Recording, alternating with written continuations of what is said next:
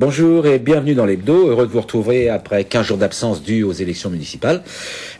Toujours un hebdo en partenariat avec Beurre FM et Africa numéro 1. Et puis toujours avec vos éditorialistes préférés.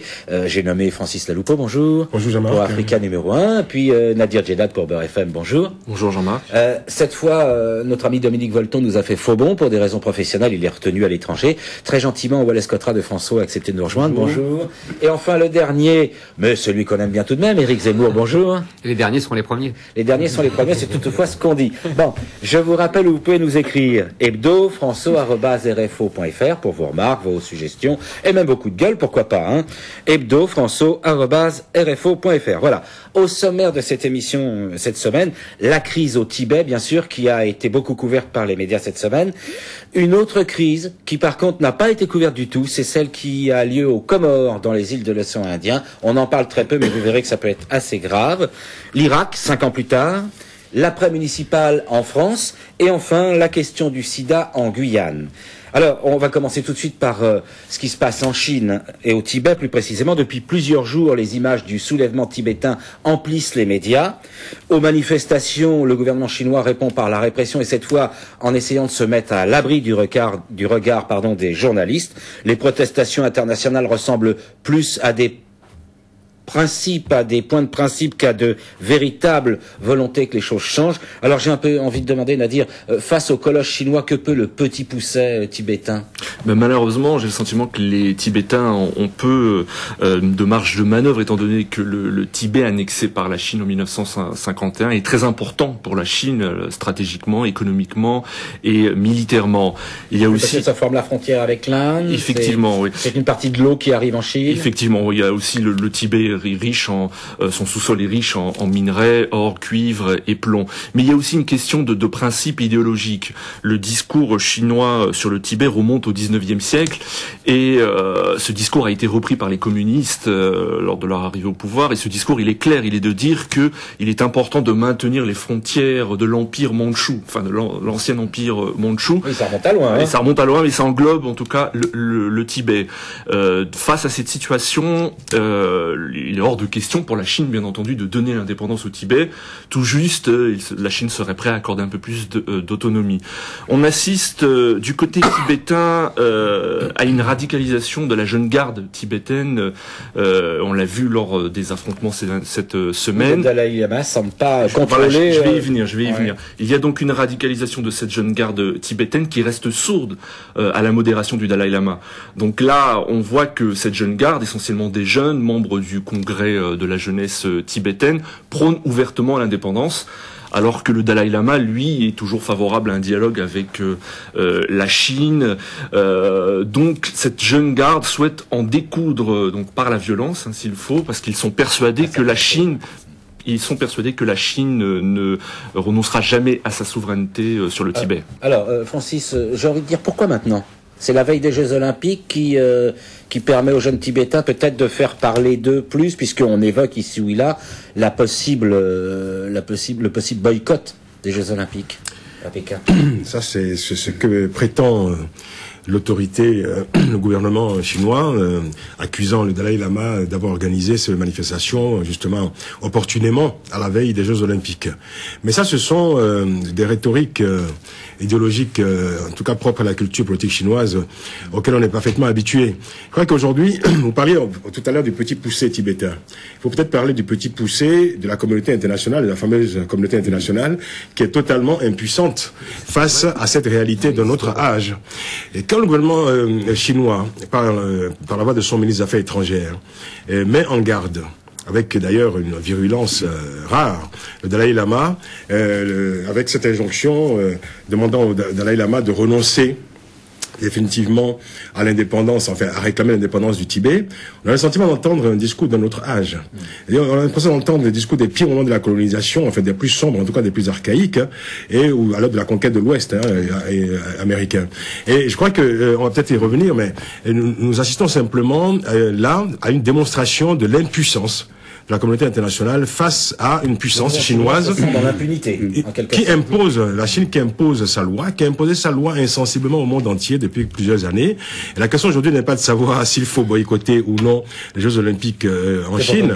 La question, c'est de savoir comment nous allons apprendre tous à vivre avec cette loi chinoise, cette culture chinoise qui se déploie et qui fait fi totalement des règles internationales imposées par, en tout cas, communément acceptées par justement la communauté des nations et qui est régie par l'ONU. La Chine est un monde à part.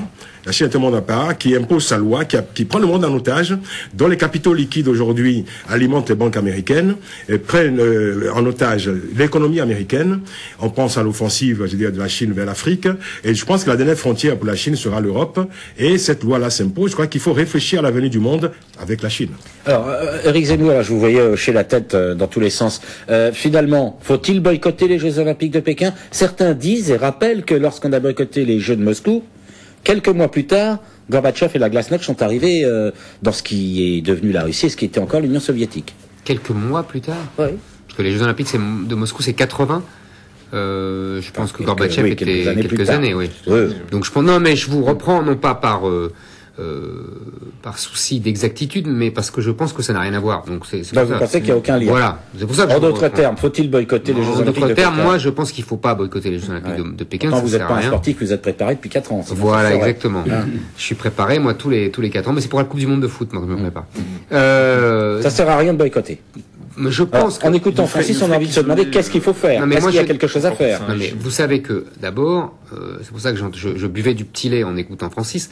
Je ne crois pas à cette notion de communauté internationale. Donc qu'elle soit impuissante, pour moi, me paraît normal puisqu'elle n'existe pas.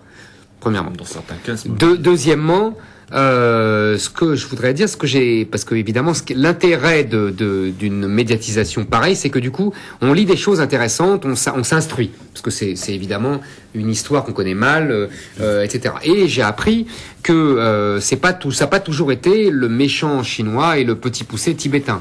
Apparemment, dans l'histoire longue de cette région, le petit poucet tibétain fut aussi l'ogre conquérant, l'ogre colonisateur. Donc il y a une part de revanche dans cette histoire. Troisièmement, notre ami Volton, qui n'est pas là, se moque toujours de mon obsession démographique, mais là, on voit bien l'utilisation de la démographie comme d'une arme absolue dans les mains des Chinois qui sinisent, si l'on peut dire, la région tibétaine. Exactement. Et là, ça marche avec une efficacité extraordinaire. Quatrièmement, je dirais que il y a une preuve de faiblesse, d'inquiétude dans cette violence chinoise, parce que moi, il me semble que la Chine, Francis a raison, c'est le grand retour de cette puissance humiliée qui va nous le faire payer. Ça, c'est sûr. Mais il y a aussi, dans ce pays, de telles différences sociales, de telles... Diversité. Diversité, c'est un mot gentil. De contradictions, des affrontements. Il paraît qu'il y a des révoltes de paysans quasiment tous les jours et qu'on ne le sait pas.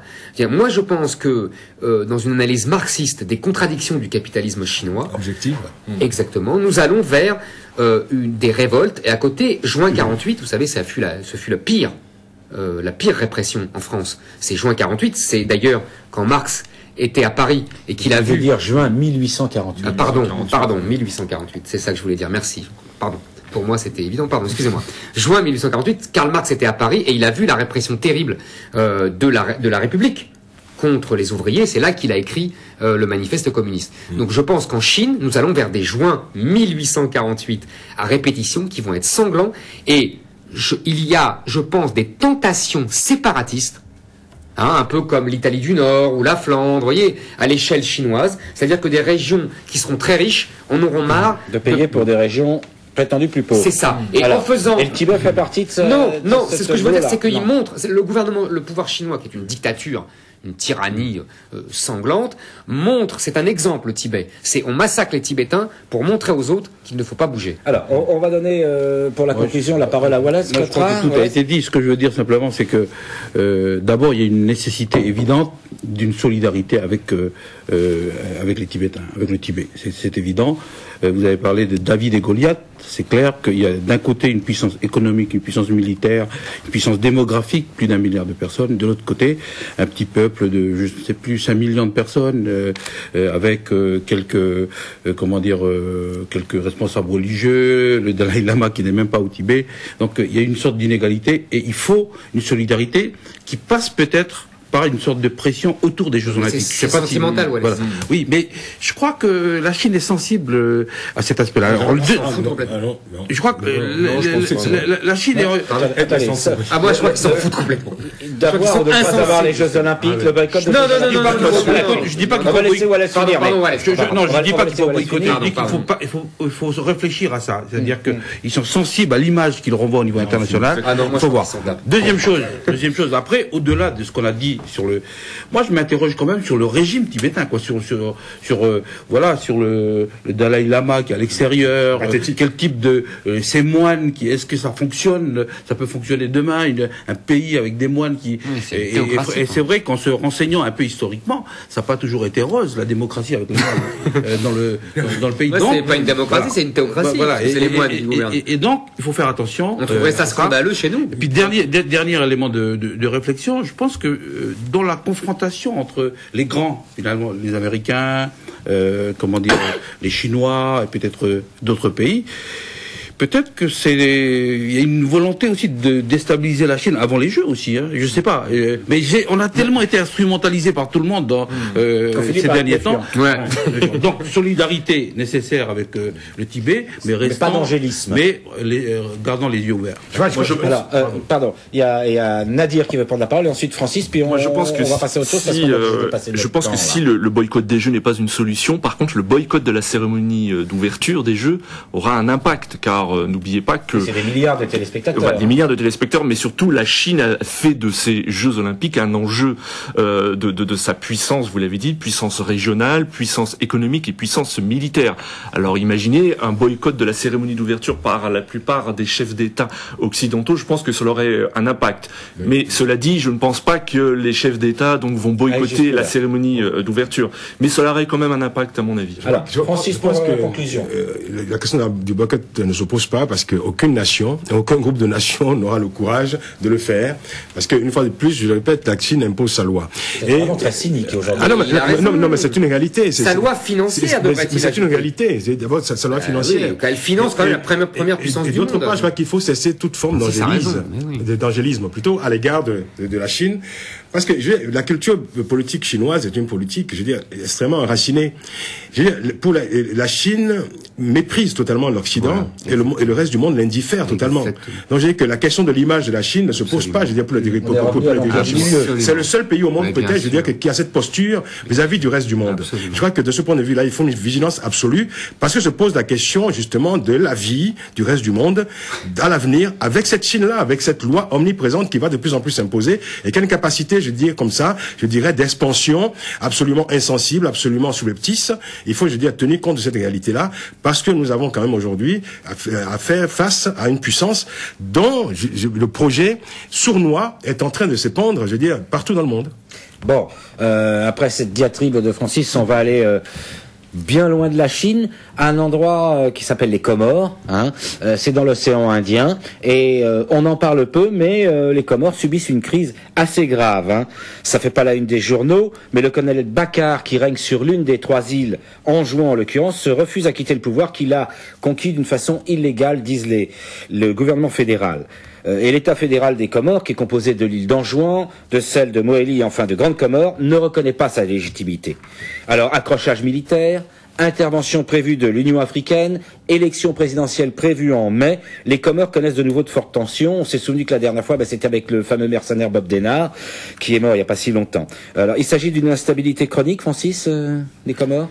Oui, vous l'avez remarqué, vous avez dit d'ailleurs, ça a été d'ailleurs un terrain de jeu pour des mercenaires de tout poil, notamment Monsieur Bob Denard, qui était un personnage emblématique, quand même d'ailleurs, pu pratiquer cette fantaisie extraordinaire de prendre le pouvoir aux Comores et de se proclamer président des Comores. Je dis, c'est quand même extraordinaire. Maintenant, il est mort et ça continue. C'est bien qu'il était en mission pour les services français. Il était en mission pour les services français. C'était pas du folklore. Qui n'ont pas toujours reconnu d'ailleurs. Absolument.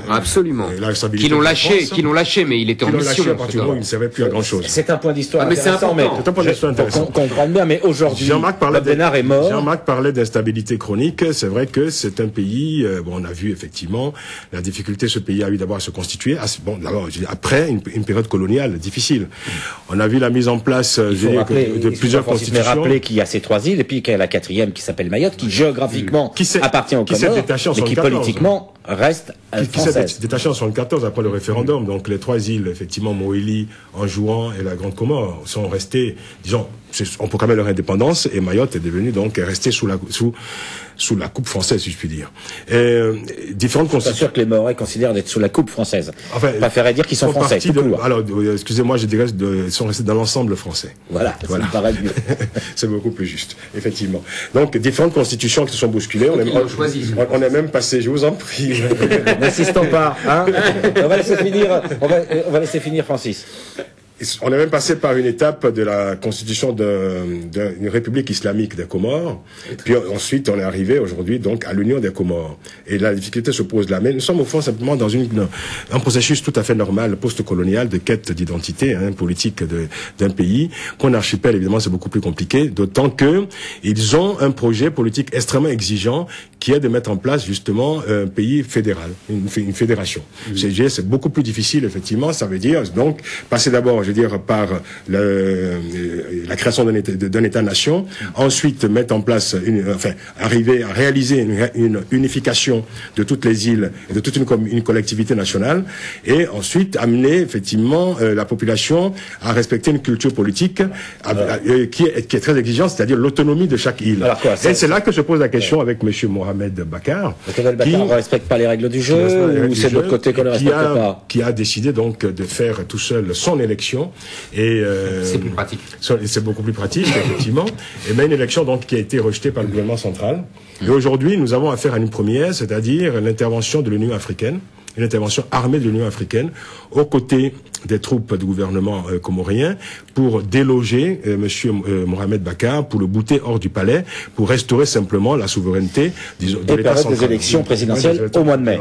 Donc nous sommes à la veille, d'une intervention militaire qui est une grande première parce que pour l'Union africaine c'est également un test très important parce que l'Union africaine n'a jamais été aussi loin dans l'implication des affaires intérieures d'un pays, une implication absolument légitime, mais c'est vrai qu'on lui souhaitait voir aussi l'Union africaine dans l'affaire du Kenya par exemple. Disons que la petite île d'Anjouan sera un passage test pour l'Union africaine. Le premier exemple important. Alors, justement. Trois réflexions rapides. D'abord, ce que vient de dire Francis, c'est la difficulté, pas seulement aux Comores, mais dans beaucoup de pays d'Afrique, de rendre visible un État et de faire fonctionner un État. Un État-nation. Un État-nation. Voilà, un État-nation. Donc ça, c'est compliqué. Je crois que c'est un vrai problème qui se pose. La deuxième chose également, je trouve plutôt positif le fait que l'Union africaine s'affirme. Que l'Union africaine s'affirme et puis prenne les choses en main et que c'est pas des puissances extérieures. Ça c'est plutôt quelque chose de bien. Et puis il y a plusieurs pays qui participent. Ils ont dû trouver des solutions. C'est plutôt une bonne chose. La troisième chose, je crois qu'il faut rappeler aussi que les Comores, c'est un pays frontalier de la France. C'est-à-dire c'est un pays qui est à nos frontières. Donc il faut Mayotte, c'est-à-dire la France. Et donc une frontière lointaine. Donc notre relation, la France doit le prendre en tant que tel finalement, géographiquement. Et donc que cette crise-là doit être analysée sur le moyen et le long terme dans cette perspective-là. Et notamment, je pense que sur la coopération avec les Comores, il y a un instrument de coopération que la France a dans cette région, qui est la Commission de l'océan Indien, où se regroupent tous les pays de l'océan Indien, Madagascar, les Seychelles, etc. Je crois qu'il faut réactiver la Commission de l'océan Indien, il faut lui donner plus de moyens, et ça permettrait peut-être de gérer aussi bien les problèmes de migration, les problèmes de développement. Oui, parce que ça y est, vous venez de dire, l'un des principaux problèmes, c'est qu'on est une frontière avec les communs, et il y a un flux migratoire important. Et ce genre de situation, on le sait bien, en général, amplifie les flux migratoires. Éric Zemmour voulait dire un mot. Ah oui, je voulais, parce que j'ai écouté attentivement ce qu'a dit Wallace, et il a dit deux choses. Il a dit, la difficulté de faire un État-nation, deux, la légitimité, et il approuvait l'intervention de l'Union africaine. Mais il faut bien voir, je comprends bien ce qu'il veut dire, hein, mais il faut bien voir que, en même temps, ces deux termes-là sont contradictoires. C'est-à-dire que l'émergence d'un État-nation, la puissance d'un État-nation, contredite. Pas du tout. Mais si. C'est une nation qui accepte les règles communes de l'Union africaine. Mais l'Union africaine, c'est un dépassement. L'Union africaine, qui est sur le modèle, comme toutes les unions régionales de l'Union européenne, est un dépassement de l'État-nation. Ce qui a été fait en Europe, dépassement de l'État-nation, là, il n'y a même pas d'État-nation. Donc, on voit bien qu'on met la charrue avant les bœufs, c'est-à-dire qu'on fait l'union régionale, alors qu'il n'y a pas d'État-nation à dépasser. Et qu'aujourd'hui, le problème n'est pas, comme en Europe, il le fut, d'États-nations tellement puissants qu'ils détruisent l'Europe. Aujourd'hui, c'est des États-nations tellement faibles, tellement inexistants, qu'ils détruisent le continent. On est à rebours complètement et je crois qu'il faut de la situation européenne. Deux choses en même temps, c'est-à-dire à la fois consolider. Et est-ce que c'est possible? Est-ce que c'est pas contradictoire? C'est le pari. La réalité est souvent contradictoire. Vous n'avez pas sans l'avoir remarqué, Éric Zemmour. Non, mais je ne vais pas jouer sur les mots, mais je joue pas sur les mots, hein, vraiment. Ce ne sont pas des États-nations faibles. Ce sont souvent, pour la plupart, des États-nations en devenir. C'est pas la même chose. Alors, on va aller un peu plus loin dans la discussion. Alors, il faut 1000 ans pour les édifier. Pas forcément, parce que je veux dire que le monde n'avance pas. Là, vous êtes en train d'aborder un problème philosophique qui, pourquoi pas, est important. Je dis pas le contraire. Mais moi, je voudrais qu'on revienne. Oui, bien sûr. Je pense que tous les drames-là viennent de le sous-État. Et en fait, on a l'absence d'État, l'absence d'État trop fort. Non, trop faible. Un État trop faible. Alors, moi, je voudrais quand même qu'on revienne là-dessus parce que il y a encore, on vient d'aborder avec le flux migratoire les conséquences sur la France d'un conflit et des tensions aux Comores. Mais il y a une chose, j'ai lu dans la presse cette semaine, la France se déclare, je cite, disponible au transport des troupes de l'Union africaine. Alors j'ai envie de demander à Nadir, c'est pas un peu contradictoire avec les récentes déclarations du président de la République française à propos de la présence militaire en Afrique? Non, justement, parce que on l'a évoqué un petit peu, on parlait d'immigration, parce que l'importance des flux migratoires, justement, entre les îles des Comores et Mayotte est une préoccupation majeure du gouvernement. C'est pour ça que le gouvernement Paris donc a proposé son aide. La France ne veut surtout pas qu'il y ait un débarquement massif d'Anjouanais donc sur l'île de Mayotte. Donc c'est pour ça que la France intervient. Donc il n'y a pas de contradiction. C'est toujours cette peur. Oui, c'est toujours cette. Ça apporte une assistance. Apporte une assistante, mais c'est par peur donc du débarquement donc de population sur Mayotte. Mais Mayotte ne peut pas échapper à son environnement géographique, à son histoire. Il faut se rappeler d'ailleurs que la communauté internationale, qui n'existe pas selon Éric Zemmour, a pendant longtemps considéré que Mayotte devait revenir dans le giron des Comores. Mais d'ailleurs, moi j'estime que vous avez raison. C'est la position officielle de l'Union africaine. Mais bien sûr, l'Union africaine a raison dans cette histoire. Oui, parce que Mayotte est une aberration. Mais Mayotte est une aberration sentimentale giscardienne. Attendez, je crois. Bon, on va s'arrêter là parce que c'est un autre débat. Vrai. Je suis pas sûr que les Mahorais et les Mahoraises soient d'accord avec ce que vous dites. Ce qui ne veut pas dire que vous avez tort, au demeurant. Mais je tiens à rappeler que les Mahorais et les Mahoraises ont décidé. Oui. Par vote, d'être attaché à la France. Ce n'est pas une annexion, ce n'est pas. Vous avez 100 fois raison. Que les choses soient dites. Pas de la Non. On aura l'occasion. Bon, on aura l'occasion. Mais c'est le choix. Mais on peut estimer. C'est un choix qui effectivement paraît étonnant. Non, c'est pas ça. Pas du tout. Pas du tout. Moi, pas. je comprends qu'ils choisissent la France. Je comprends très bien. Mais en revanche, on peut prendre leur vote dans l'ensemble comorien. Et là, dans l'ensemble comorien, ils sont minoritaires. Ça dépend comment on le considère. Si on considère uniquement l'île à part, ceux qui voulaient rester français sont, je crois, à 90%. Si on les met dans l'ensemble comorien, là, l'indépendance était majoritaire. Ça dépend comment on apprécie le vote, c'est tout. Alors, je vais juste préciser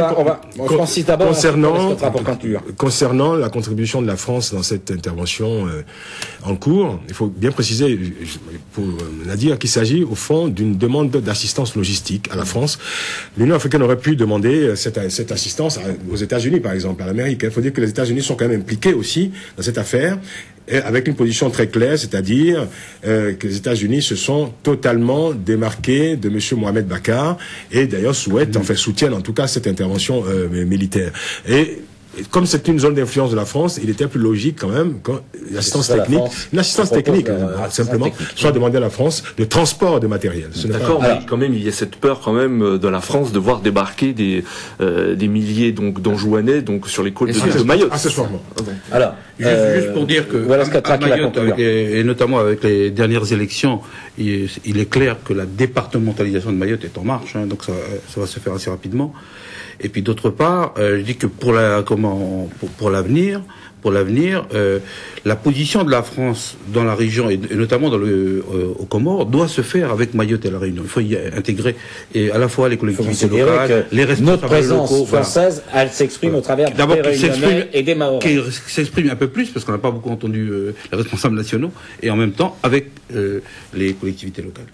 Alors on continue notre tour du monde et là c'est un triste anniversaire cette semaine. Cela fera 5 ans que l'intervention américaine en Irak a commencé. Force est de constater que l'exportation de la démocratie, comme le disait George Bush, n'a pas abouti. C'est même un désastre, cette intervention. Pourtant, rien ne semble faire dévier de sa ligne le gouvernement américain. Alors, cette situation, est-ce qu'elle peut encore durer longtemps, sans remettre en cause même la stabilité intérieure des États-Unis? Wallace Cottrin ? Je crois qu'il faut toujours rappeler les objectifs de départ. Et il me semble qu'au départ, après les attentats du 11 septembre, la guerre en Irak était présentée, en tout cas pour nous, comme une guerre préventive. Pour essayer à la fois d'atteindre Ben Laden. Il y avait des armes de destruction massive. Voilà, puis de déstabiliser déstabiliser Al-Qaïda. 5 ans après, c'est quand même une catastrophe, finalement. 100 000 morts, je crois, c'est énorme. Je ne sais plus combien ça a coûté à l'État américain. 500 milliards de dollars. Et cette semaine, nous avons eu 2 messages de Ben Laden, et donc qui continuent en fait. Et alors on se demande finalement quelle est finalement la finalité de cette guerre. Je crois que c'est une catastrophe pour les Américains déjà, pour la région et puis pour le monde entier finalement. Alors Nadir Djenad, peut-être rappeler l'importance aussi des chiites aujourd'hui, parce qu'on a soulevé le panier et puis entre l'Iran et les chiites irakiens. D'accord, mais revenir c'est vrai sur les objectifs de départ, mais c'est intéressant. Mais tout d'abord, moi ce que je trouve quand même hallucinant, il faut bien le dire, c'est l'obstination du président George Bush et du vice-président Dick Cheney à dire aujourd'hui encore, à croire que la décision de lancer la guerre en Irak était une bonne décision malgré le fiasco. C'est quand même hallucinant de les voir comme ça. Les deux seuls à le croire. Mais concernant les objectifs de départ, c'est vrai, c'est intéressant de noter que le premier objectif, bien sûr, c'était de désarmer Saddam Hussein et de lutter contre Al-Qaïda. Bon, le régime de Saddam Hussein n'est plus, et on voit que l'Irak aujourd'hui est devenu un foyer du terrorisme. Le deuxième objectif, c'était d'apporter la démocratie, enfin de démocratiser l'Irak. L'exportation de la démocratie. Voilà, démocratiser l'Irak. Alors on est passé de toute la région. Et de toute la région. On est passé donc de la dictature du parti Baas actuellement à un anarchisme, je veux dire, ultra communautaire. C'est-à-dire un pays sans État. Ce sont les Kurdes et les chiites qui se partagent l'État. L'exportation de la démocratie, ce concept des néoconservateurs américains, le président George Bush a pensé que le renversement du régime de Saddam Hussein aurait un effet domino sur les pays voisins. On constate que c'est tout le contraire.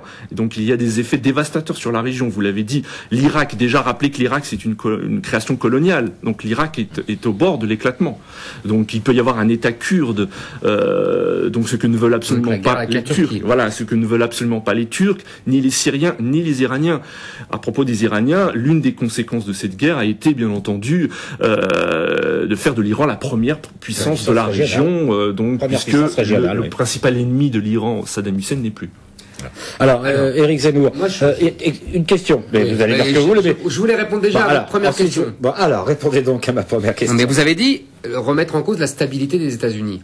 C'est ça que vous avez posé la question que vous avez posée. Est-ce que cette guerre peut finalement finir par remettre en cause la stabilité intérieure? Oui, je répondais à votre question. Je pense qu'il faut jamais oublier, c'est la grande chance historique des États-Unis, c'est que les États-Unis sont d'une grande île. Donc en fait, ils ne peuvent jamais, leurs interventions extérieures ne provoque jamais d'intervention de ricochet. Je veux dire par là, c'est que... Mais non, il n'y a jamais d'invasion du territoire américain. Non, mais on a vu pour la première fois quand même... Non, mais c'est très important dans l'histoire, parce que moi, depuis le début, je vous dis ça parce que depuis le début, depuis qu'ils sont allés en Irak, je compare ça à la situation de Napoléon en Espagne. C'est-à-dire que Napoléon en Espagne, il arrive avec le Code civil, et il dit, je vais supprimer l'Inquisition, et donc je vais moderniser ce pays, je vais apporter la liberté. Il n'a pas tout à fait tort. Et son frère, quelques années plus tard, non, mais vous voyez, quitte l'Espagne... C'est la guérilla. Et donc ils inventent la guérilla. Parce qu'il faut chasser tous les Non, mais on est tout à fait... Non, mais... On parlait de la Chine. Mais on est tout à fait d'accord. Non, mais on n'est pas raison, mais on écoute jusqu'au bout votre raisonnement. Voilà, non, ce que je veux dire, c'est qu'en échange, il s'est pris les Anglais et l'invasion de la France par les troupes anglaises qui venaient par l'Espagne. Ce que je veux dire, c'est que là, les Américains ont une chance historique, unique sans doute dans l'histoire, à part peut-être l'Angleterre, qui est qu'il n'y a pas cet effet. Donc, pourquoi je dis ça? Pas seulement pour le plaisir de faire une référence historique, mais aussi parce que il y a un point sur lequel les Américains ont gagné. Pour une des raisons, un des objectifs de cette intervention en Irak, c'était aussi de mettre un point de fixation de terrorisme ailleurs qu'aux États-Unis. Parce que c'était ça, souvenez-vous, après le 11 septembre. La menace. Exactement. Qu'ils aillent se battre là-bas sur nos soldats, qui serait un point de fixation. À quel prix? Ah non, mais attends. D'accord, ce que vous êtes en train de nous dire, c'est que toutes les raisons qui ont été avancées, exporter la démocratie et tout ça, c'est, passez-moi l'expression, du baratin. Non, c'est pas du baratin. Autre chose. Je pense qu'il était... C'est pas du baratin, c'est les deux. C'est la sottise, alors. Non, non. Ah non, mais ça, c'est autre les chose. deux. C'est autre chose. C'est une erreur La historique. naïveté, moi, je dirais aussi, mais enfin. c'est les deux. Il y a une stratégie d'exportation de la démocratie. Je vous rappelle que nos droits de l'homiste kouchnériens ne pensent pas autre chose ici quand ils font l'ingérence humanitaire et tout ça. C'est la même chose, tout ça. Mais si, avec les armes, ça se finit toujours par les armes. En Afghanistan, c'est avec les armes. Voilà, exact, merci. Donc, bon, premièrement. Deuxièmement, il y avait une volonté, là, ils ont réussi. Ils sont pris eux-mêmes à leur propre piège. C'est-à-dire que Ben Laden peut aussi être content, puisqu'il fixe Bien sûr. le terrorisme sur les troupes américaines. Chacun peut. Bon. Troisièmement, ils ont rétabli un peu la situation en se servant des sunnites. Vous avez vu, ils prennent des sunnites comme armée contre le terrorisme chiite et contre le terrorisme là-bas en Irak. C'est-à-dire que maintenant ils se servent des sunnites comme un peu l'armée française se servait d'une partie des Algériens, des fameux harkis, contre le FLN. C'est un peu la même stratégie. Du coup, ils aggravent le conflit, évidemment, communautaire, les haines entre les sunnites. Ça Nadir a tout à fait raison. Tous ces pays ne sont pas des pays, c'est des fabrications. Donc finalement, ils sont en train de créer une situation ingérable. C'est ça que vous nous décrivez. Donc ça veut dire. On va essayer d'avancer un peu plus. Donc ça vite, veut on est un dire peu en retard. qu'ils peuvent choisir de rester 50 ans. Bah d'ailleurs, c'est ce que préconise John. bah, D'ailleurs, Alors, dans vous ce avez vu contexte- Petrus, alors, dans- ça s'appelle Petrus, c'est Oui. ça? Le général américain dit, après tout, on est bien resté 50 ans en Allemagne. Mais le candidat républicain a dit pourquoi pas 100 ans. Justement. Voilà, bah oui. Juste- Alors, Mais il n'y on avait va pas de laisser- terrorisme en Allemagne. Juste- On va laisser Justement, Francis Alfred terminer. dans cet parce qu'on est objectif, très en retard, hein. dans cet objectif, Al-Qaïda est aujourd'hui le meilleur allié objectif des États-Unis en Irak. Parce que plus les attentats continueront, plus les Américains justifieront leur présence sur le sol irakien. Donc je dis qu'il y a aujourd'hui une sorte de connivence objective, involontaire certainement, entre Al-Qaïda et les États-Unis dans ce contexte. C'est quand même, je dis, effrayant, c'est absolument diabolique, je veux dire, comme conclusion. Alors, Mais l'histoire n'est pas morale. voilà. Alors, Nadir disait, Dick Cheney et Bush, George Bush, ce sont les seuls aujourd'hui à continuer à justifier cette guerre qui, évidemment, dont on sait que ce fut quand même basé, qu'elle fut basée sur le plus grand mensonge, je veux dire, un grand mensonge d'État des temps actuels. Mais au fond, c'est une technique qui est vieille comme le monde ou comme la politique, c'est-à-dire c'est transformer une erreur historique en victoire politique. Et Bush le fera jusqu'au bout, je veux dire, jusqu'à il essaiera la fin de son Alors, mandat. Alors, voilà. Enfin, je vois que vous... Peut-être un dernier mot. Voilà, pour- c'est fini parce qu'on est un peu en Ouais, retard. ouais. Excusez-moi, Voilà, je vais un peu très rapidement rapidement là. pour dire que, alors qu'à la fin on voit mieux maintenant les choses, on a l'impression que la position de la France, qui était claire au départ, devient un peu floue à la fin. C'est-à-dire qu'il y a un rapprochement Alors qu'on avec est les dans États-Unis. l'enlisement. Et je crois qu'il ne faut pas oublier une chose, c'est que les troupes françaises sont présentes en Afghanistan et où il y a un autre il y a un autre front, Oui, il y a un autre front où il y a 1700 Français qui sont là-bas 1700 et soldats. qui se posent un peu de la même manière finalement. La problématique est un peu de la même manière et on est présent. Voilà, bon bah, on aura l'occasion d'y revenir. Hein. Je voudrais qu'on parle un petit peu, puisqu'on n'en a pas parlé du tout, des municipales qui se sont terminées, comme l'on sait, la semaine passée. Si tous les journaux ont beaucoup parlé de la vague rose et du revers de la droite, on a beaucoup moins évoqué le taux d'abstention. Environ 35% nationalement, et on a regardé dans les journaux les résultats, ça peut atteindre 40 à 50% dans de nombreux quartiers populaires. Alors Éric Zemmour, une explication à ce phénomène? Ouais, comme disait Georges Marchais jadis, c'est une très bonne question. Je vous remercie de l'avoir je posé, ne- ajoutait-il. Exactement. Et je plaisante, mais je le pense vraiment. Je pense que c'est la donnée essentielle de cette élection. C'est-à-dire que la présidentielle s'était jouée sur une participation très massive importante, ouais, des massive. quartiers populaires, d'ailleurs très différenciés. On voyait dans les petites villes des quartiers populaires, des électeurs populaires qui ont voté Sarkozy en masse, et on voyait dans les banlieues les quartiers populaires ont voté Ségolène Royal en masse, à 80%. Ça, c'est des chiffres très très massifs. Alors d'où vient ce reflux là, des quartiers ce qui est populaires? très intéressant, c'est que c'est pas pour les mêmes raisons, me semble-t-il. Dans les quartiers populaires de banlieue, on avait un vote Ségolène Royal qui était un vote anti-Sarkozy. Le vote anti-Sarkozy, à cause de ses positions sur l'immigration, sur l'assimilation, Sur les municipales, sur le les gens n'ont pas voté contre Sarkozy. Exactement. Les gens n'y sont pas allés. C'est-à-dire Moi, que j'ai tout le monde se trompe quand on dit qu'il y a un rejet de la politique ou au moins du style Sarkozy pas dans le résultat des municipales. pas dans ces quartiers. Attendez, Pas dans ces quartiers. j'ai pas fini. Deux Ah, minutes. non. Pas dans ces Je le quartiers. pousse dans ces retranchements. Non, parce que dans ces quartiers-là, les gens ne sont pas allés voter. Moi, j'ai vu les chiffres et tout, ils sont pas allés voter. Deuxièmement, dans l'électorat populaire qui avait voté Sarkozy, là aussi, il y a une déception pour deux raisons. La raison économique, c'est le pouvoir d'achat, patati patata. Et deuxièmement, d'après moi, plus important, mais peut-être que je me trompe, le style Sarkozy. C'est-à-dire que cet électorat-là, populaire, Et souvent heurté âgé, Parce qu'on appelait le bling-bling. Exactement. Et par l'espèce de fantasme américain de la présidence à l'américaine, ces gens-là, et c'est d'après Veulent moi que la la majorité fonction du soit peuple français, sacralisée. exactement. La Voilà. fonction présidentielle est monarchique et donc sacralisée. Et je finis simplement, on constate une chose, c'est que la gauche gagne quand la participation est faible. Pourquoi? C'est pas. Ouais, vraiment. Et oui. C'est terminé. Non, mais c'est pourquoi c'est simple à comprendre. C'est pas une critique. C'est simple à comprendre. C'est parce qu'aujourd'hui, Mais c'est pour ça- c'est pas un fait général. si, parce que le PS aujourd'hui est le parti des fonctionnaires, ce qu'on appelle les bobos, c'est-à-dire les cadres moyens supérieurs des Les grandes gens qui villes. vont aux urnes, qui se rendent C'est ça. au vote. Qui se rendent au vote quand les quartiers populaires n'y vont pas. Oui, comme vous. D'accord. Si vous voulez. Comme vous, oui. Mais Juste moi pas je, sûr vote qu'il ait avec- voté. moi je vote comme les classes populaires justement. C'est ma fidélité à mes origines. On va demander à Wallace, ensuite à Nadir Djenad de Je suis un s'exprimer. peu d'accord avec ce que dit Eric, à la fois sur l'électorat de Sarkozy qui a un peu hésité à aller aux urnes pour sanctionner, et puis d'autre part, mais je veux revenir sur les quartiers populaires. Je crois qu'il y a il y a aussi Il y a pendant différents quartiers populaires. il y a aussi pendant les présidentielles un phénomène, de vote, un peu médiatique, ou vous savez, c'est un peu tous ces petits faits qu'on a vus pendant la campagne présidentielle. Par exemple, au niveau des militants, les inscriptions à 20 € ou 10 €, 20 € des au PS. choses, voilà, au PS.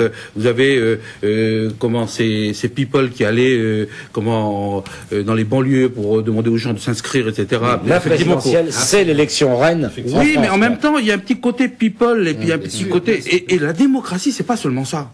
C'est aussi des débats, c'est aussi sur la durée. C'est aussi ce qu'on fait ici, d'une certaine manière. c'est pas du zapping finalement. On dit pas voilà. Et je crois que c'est ça qui explique aussi. C'est finalement une correction de ces attitudes un peu médiatico bobo peut-être qui fait que finalement on a l'impression que aller voter, aller s'inscrire, aller militer, c'est s'inscrire sur internet et c'est bon quoi. Alors, Moi, je dirais c'est que- plus compliqué que ça. Nadir Moi, je Djenad. dirais que concernant la banlieue, ce qu'on peut constater, c'est que ce scrutin 2008 n'aura pas permis la constitution de listes représentatives de la on y diversité vient. française. Peut-être que l'absence de représentation de la Exactement. diversité Donc, est un des éléments d'explication. Je vais à la différence Incroyable de dire ça. à la différence de la Beauté ethnique, quoi. C'est Non, Razi Hamadi qui est à la différence. Razi Hamadi qui se Ah si, il est en train de dire S'il vous ça. plaît, s'il vous plaît. Il dit comme il n'y a pas des listes avec des gens venant de l'immigration, les gens qui viennent de l'immigration ne votent pas. Ils se sont pas Eric concernés Zemmour, peut-être. on va Ce que je laisser dis, c'est un Nadir vote Djenad ethnique. expliquer lui ce qu'il veut dire parce qu'il est le mieux placé pour Pardon. ça.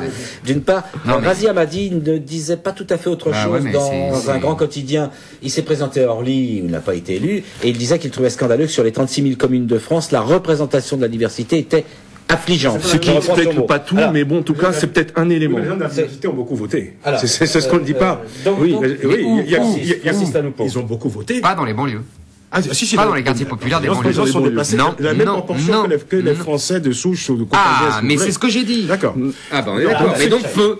Donc peu. Là, s'il vous plaît, Éric Zemmour, Pardon. je joue plus le trublion. Alors, Nadir Djenad voulait terminer. Il dit, Non, mais- Nadir Djenad nous dit, on va laisser terminer Moi, je son pense raisonnement, qu'il y a un partie- élément. Moi, je l'ai qui a pas dit joué. depuis tout à l'heure. Moi, je pense qu'il y a une partie de la population qui s'est pas sentie concertée parce qu'effectivement, il n'y avait pas assez de listes représentatives de la diversité française. C'était le cas en 2001. Rappelez-vous, en 2001, il y a eu ce qu'on a appelé les listes citoyennes. Notamment, la plus célèbre d'entre elles, c'était la liste des motivés à Toulouse. Donc, une liste qui a fait du bruit, qui a, Ah oui. qui a fait un bon Qui score. a fait perdre la gauche. Et il y a eu donc des élus au conseil municipal. Là, pour ce scrutin, il y a eu beaucoup moins de listes citoyennes. Donc, une partie de la population, c'est une hypothèse. Hein, Ah mais donc, c'est vous une serez pas hypothèse d'accord. fondée. Non. Une Je partie, crois que vous avez raison. une partie de la Je population crois ne que se vous avez reconnaît raison, pas, mais ne se c'est reconnaît triste. pas. Ça veut dire que c'est la prime au vote ethnique. C'est tout ce que je dis, mais je crois que vous avez raison. Eric, avant de donner la parole à Francis Labouvet, je vais vous citer deux chiffres.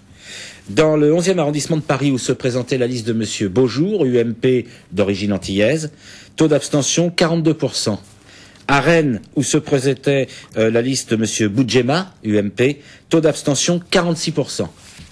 Francis? Non, je l'ai juste Je dit donne que... juste les chiffres. Et ça veut dire quoi?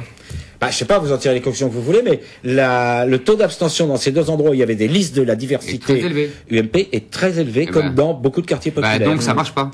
Non, mais si, Alors, c'est on va intéressant. donner à Francis. C'est la intéressant parole. parce que je pense que le taux d'abstention qu'on a relevé pour ces élections, c'était la meilleure nouvelle possible pour l'UMP. Ah non. Parce qu'il y a beaucoup de déchus de l'UMP qui ont préféré s'abstenir plutôt que d'aller Plutôt que voter. de voter Bah, donc c'est pas une bonne nouvelle pour donner l'UMP. c'était une bonne nouvelle parce que je pense Ça aurait que pu être encore s'ils pire, avaient veut voté, dire Francis. je pense que ça aurait pu être pire. Non, encore. ils auraient Ça pas aurait voté pu- pour la gauche. Non, mais attendez, ils ont peut-être voté pour la gauche, mais ils auraient pu voter, ça aurait pu être un vote d'humeur. Et je pense que c'était une démarche citoyenne et responsable de ne pas voter plutôt que de voter simplement par humeur. Non, mais c'était Retenez-moi, important. sinon je fais un malheur. Non, mais- Retenez-moi, sinon je fais un malheur. On va le alors, le paradoxe de la parce que la s'il vous plaît. la C'est démocratie citoyen. vaut mieux, beaucoup plus, mieux, la démocratie vaut mieux que des démonstrations d'humeur. Donc je pense que parfois l'abstention est un acte citoyen. Je voulais aussi préciser une chose, c'est que paradoxe magnifique. quand j'entends Eric faire sa démonstration, que je crains que, avec ce genre de discours, que l'on minore justement les résultats que l'on a connus la semaine dernière. Il y a eu, de toute façon, le pourcentage des votants est tout à fait suffisant, tout à fait conséquent, absolument honorable, Bien sûr. justifiant, je veux dire, les résultats que nous avons connus. Donc, je veux dire, il faut éviter de minorer, je Mais pense, Francis, cette... je ne minore absolument ces pas. C'est une résultats-là. défaite D'accord. pour la droite, c'est une défaite pour l'UMP, c'est une défaite pour C'est- Sarkozy. oui. Alors, Je ne minore pas du tout. Je dis, Oui. maintenant, j'analyse les conditions de la victoire de la gauche. Ça, ce qui est très intéressant, c'est qu'elle gagne.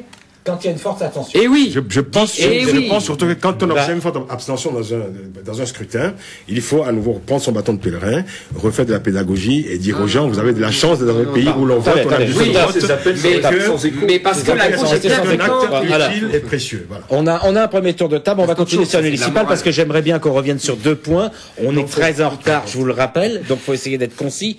Conséquence indirecte des résultats des municipales. Christian Estrosi est élu maire à Nice et il avait dit qu'il quitterait le gouvernement. On voit arriver à sa place Yves Gégaud. Un mot sur cette nomination, Wallace? Non, je crois que finalement, M.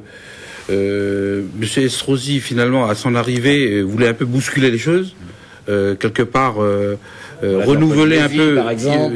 Il arrivait quand même sur un reflux de la droite outre-mer. Donc, Et finalement, il voulait redonner le moral aux troupes et puis renouveler aussi la génération. Les Gaston Floss.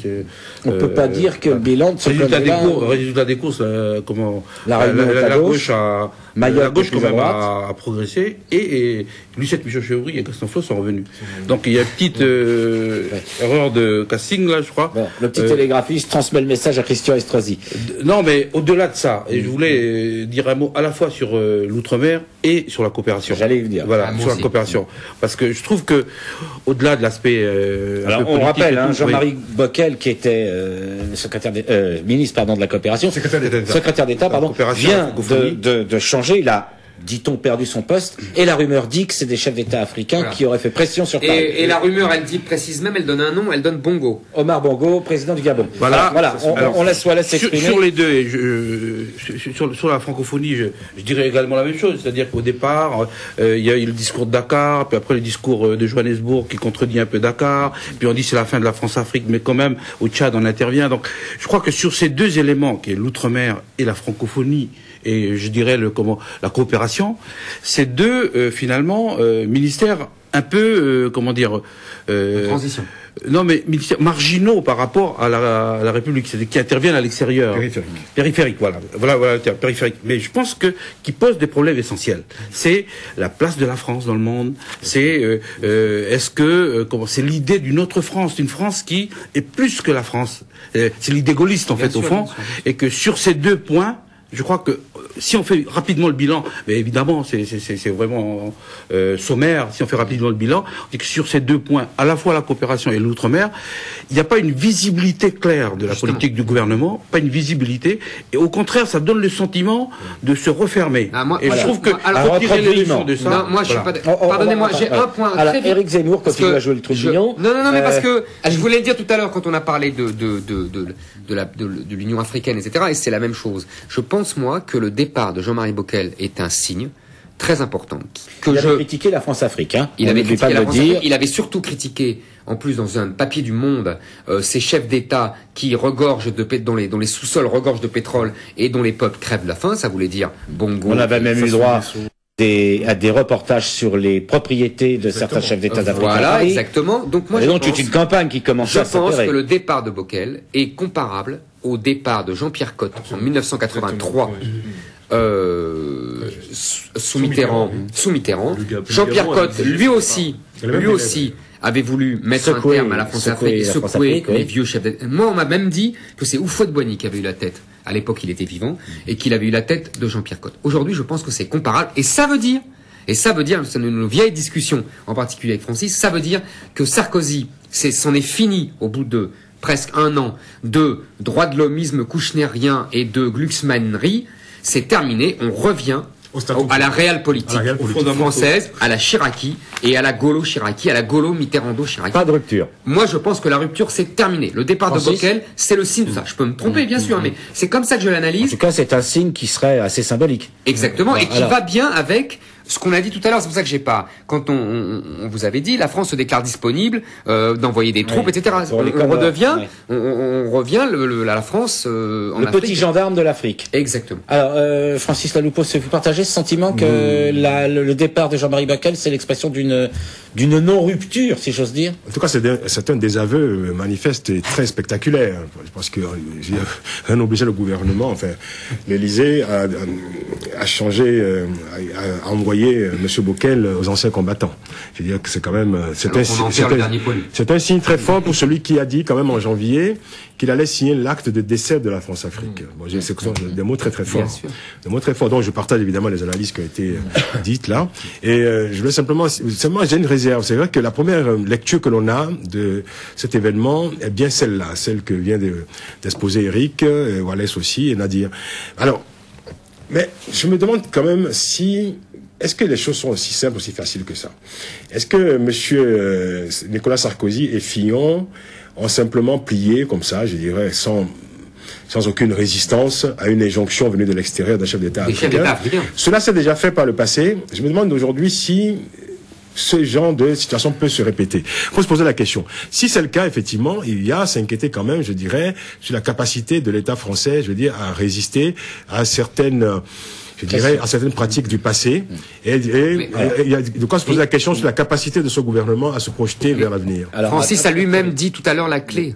Oui. Quand il a parlé de la Chine, avec une véhémence que je ne lui avais jamais connue, la concurrence chinoise l'Afrique devient un enjeu entre l'Union européenne et notamment la France. Et donc on n'a plus les moyens de jouer aux grands sentiments et aux grands principes. C'est la réelle guerre politique. Voilà. Alors, écoutez, on va donner la parole à conclusion, c'est que finalement, il nous reste à peine 5 minutes quand on parle de d'émission. rupture, puisque la rupture, il faut être deux à la faire. Si la France tarde à la faire, je pense que l'Afrique, en tout cas les peuples africains, feront la rupture d'eux-mêmes. Les peuples, pas les chefs d'État. Les chefs d'État ne veulent pas. Alors, Nadir Djenad, il nous reste 4 minutes d'émission pour l'instant. En fait, pour revenir, c'est pas le sujet là qui nous animait à l'instant, mais peut-être pour revenir sur Yves Gigot. En fait, moi, ce que je trouve intéressant, c'est de voir un petit peu comment il va être accueilli là-bas sur place. Mais le profil d'Yves Gigot est intéressant parce que, souvenez-vous, c'est l'homme du concept de la discrimination positive, donc qui a soufflé ce concept à Nicolas Sarkozy. Et le voilà, et qu'il a souvent donc évoqué lorsqu'il était ministre de l'Intérieur et qu'il ne parle plus de ça, bien sûr, maintenant qu'il est président. Mais c'est aussi l'homme qui a relancé au sein de l'UMP le débat sur le droit de vote des résidents étrangers aux élections locales. Et donc il avait relancé ce débat. Il avait même aussi convaincu Nicolas Sarkozy donc du bien fondé de cette position, mais bien entendu, ça n'a pas figuré dans le programme de l'UMP. On espère qu'il va quand même, je veux dire, j'espère qu'il va pouvoir adopter les vertus de la démocratie et de la diplomatie, de la diplomatie, pas de la démocratie parce que je n'en doute pas, mais parce que M. Yves Gigot devrait renoncer peut-être un peu à une forme de véhémence, je veux dire, dans son expression publique, et parce que c'est un métier quand même, là, il a quand même, je veux dire, une mission qui demande pondérance, diplomatie et une certaine sagesse. Alors on va donner la parole à. Il nous reste 1 minute et demie d'émission. Sur les deux aspects, Jean-Marc, sur les deux aspects, je crois que ce qui est utile maintenant, 1 an après, c'est de dire clairement quelle est la ligne politique, aussi bien sur les priorités sur que sur la partie sur la coopération. Et puis qu'il y ait un discours qui soit fort et lisible. Éric Zemmour, un petit mot de conclusion où tout a été dit pour aujourd'hui. Bon, alors on avait décidé, on le dit, de parler un petit peu d'un rapport du Conseil national du sida qui a évoqué la situation gravissime en Guyane et qui y voit des implications politiques. Je pense qu'on aura l'occasion d'y revenir. Malheureusement, on a manqué de temps cette semaine. Donc, revenez nous voir la semaine prochaine. Même heure, même lieu. Comme ça, vous verrez. On parlera cette fois-là de la Guyane, je vous le promets. Voilà. Merci de votre fidélité. Rendez-vous la semaine prochaine. Au revoir.